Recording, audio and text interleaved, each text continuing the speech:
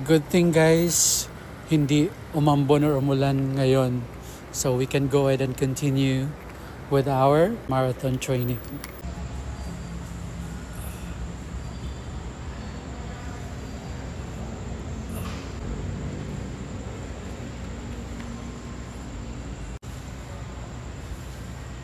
This is our day 2 for our week 3 full marathon training. Let's do some push-ups.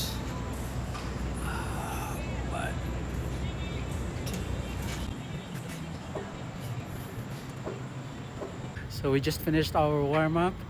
We'll go ahead and start. Hopefully we can finish kahit 10 kilometers lang today. Kasi last weekend we did 16 kilometers. So 10 kilometers will do. 2.5, 13 minutes and 40 seconds. Let's go. 5 kilometers, 27.24 minutes. 5 more. Guys, 6.5 pero wala. Lumalakas na yung hangin. Lumalakas na yung ulan. Basa na tayo. Look, we have to rest. That was a 6.5 kilometer run at 36 minutes. Sayang, hindi natin na-hit yung 12 kilometers. Umulan eh. Look at that oh. Basang-basa na tayo ng ulan. Look, it's raining. Bawi tayo sa next run natin. Nabura yung mga last few clips ko na ni-record. So in short guys, naka 10 kilometers, 10.5 kilometers tayo at 59 minutes. Nabura eh, sayang hindi ko nakita. So after nung ulan kanina, minutes lang huminto siya kaya tumakbo ulit tayo. So tumakbo tayo from 6.5 kilometers.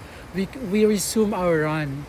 At pagdating natin ng 10.5 kilometers, umulan ulit at mas malakas na. Kaya yan, we decided to stop na. Bawi na lang tayo sa next training natin. And of course, just like what I always say, the best part of the training is at the end of the training because you get to eat banana. Pinakamasarap yung banana kainin pagkatapos ng training. Alright, don't forget to live, move, and inspire. This is Kasipit. Let's eat. Banana number 1.